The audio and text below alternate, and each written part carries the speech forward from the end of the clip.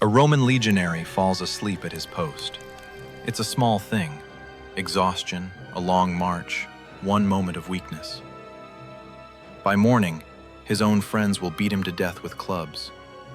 Not the enemy, not strangers, the men he ate dinner with the night before. This wasn't an exception in the Roman army. It was the system working exactly as designed. Rome didn't conquer the known world because its soldiers were braver than everyone else's. They conquered it because Rome made betrayal more terrifying than the enemy itself.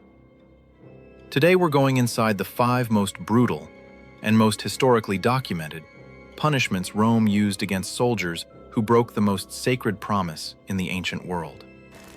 And by the end, you'll understand why historians say the real Roman war machine wasn't built on the battlefield. It was built in the camp the night before. Before we get to the punishments, you need to understand what made them possible.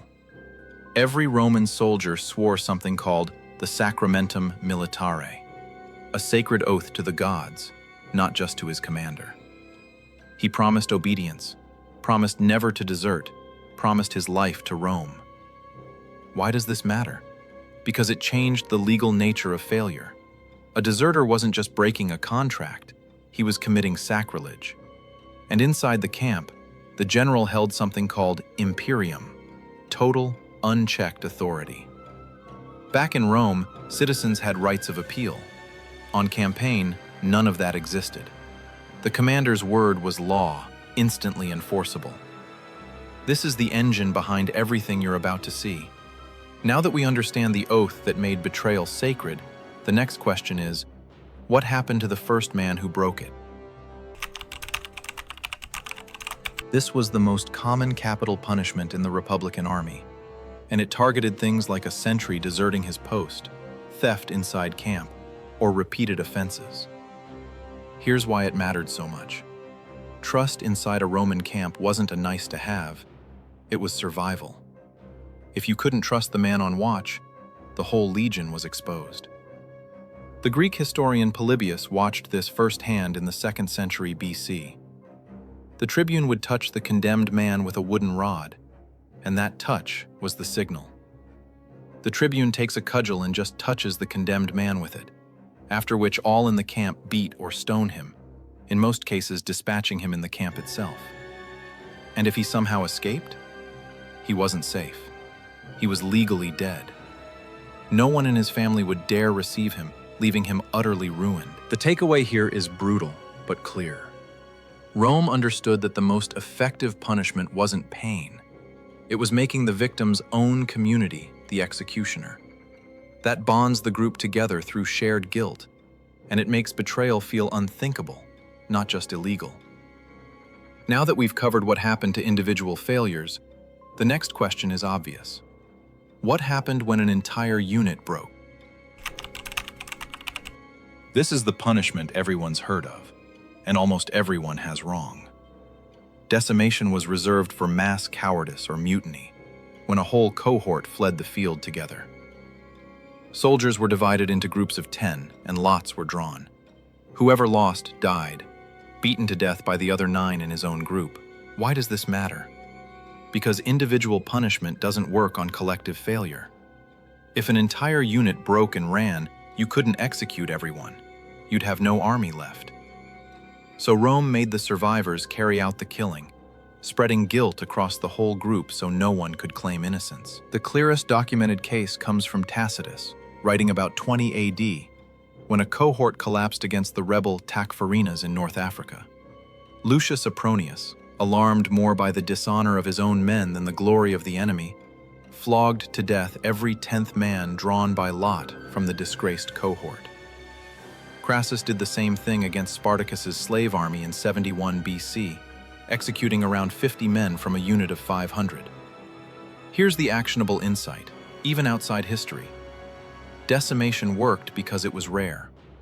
Historians now believe it happened maybe 11 times in 1,000 years of Roman history, because using it too often destroys morale faster than it restores discipline. Rome understood something modern leadership often forgets. The threat of consequence is often more powerful than the consequence itself. Now that we've seen what happened to units that broke and ran, the next question is darker. What happened to the soldier who didn't just run, but switched sides? This is where Roman law gets surgical. Roman citizens were normally protected from crucifixion. It was considered a slave's death, too degrading for a free Roman. But there was one exception, a citizen soldier who deserted to the enemy. Why? Because by joining the enemy, he wasn't a soldier anymore. Legally, he became a hostis, an enemy of the state. All his protections vanished instantly. The most striking example comes from 201 BC, at the end of the Second Punic War. When Carthage surrendered Roman and Latin deserters to Scipio Africanus, he applied the law with cold precision. As Livy records it, the Latin allies were beheaded with the axe, while the Romans were raised upon the cross. Same crime, different citizenship, completely different deaths. The lesson Rome was sending was unmistakable. The closer you are to Rome, the worse your betrayal, and the worse your punishment. Now that we've covered open defection, there's a quieter, more dangerous kind of betrayal left. The one that happens in silence. This one was reserved for exploratores, scouts and military intelligence agents who leaked secrets or guided enemy forces using their position of trust. Why fire specifically? Roman law treated this as a purification ritual, not just punishment. A man who used secrecy and shadow to betray Rome was destroyed completely, by flame, in public, leaving no body behind to bury. It's preserved word for word in Roman legal code. Deserters and those who reveal Roman plans shall be burned alive or hanged upon the gibbet. The deeper point, espionage was treated as worse than open desertion because it weaponized trust itself. A coward who runs only hurts himself. A spy who leaks plans gets other men killed without ever raising a weapon. Now, last one. And this is the punishment Hollywood gets completely wrong. Here's the twist most people don't know. Roman citizens were almost never thrown to wild beasts. That fate, damnatio ad bestias, was reserved for non-citizen allied troops and foreign auxiliaries who rebelled or deserted while fighting under Rome.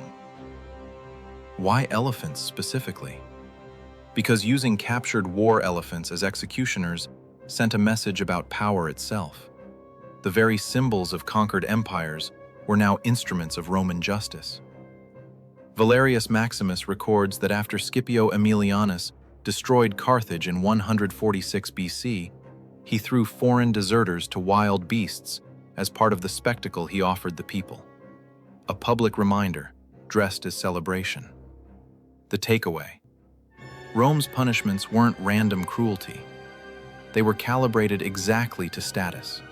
Citizen, ally, spy, coward. Each crime answered with a precisely matched death. So here's the uncomfortable truth. Rome's legions weren't terrifying because of swords and shields. They were terrifying because every soldier knew his own side could kill him faster than the enemy ever would. But that raises a much bigger question. If discipline this brutal is what built the most dominant army in the ancient world, how did that same system eventually collapse? How did soldiers who once executed their own friends without hesitation end up mutinying against Rome itself, deposing emperors, and tearing the empire apart from the inside? That's exactly what I break down in the next video. The slow unraveling of Roman military discipline and the mutinies that no amount of fear could stop. Click it now, because the ending of this story is even darker than the beginning.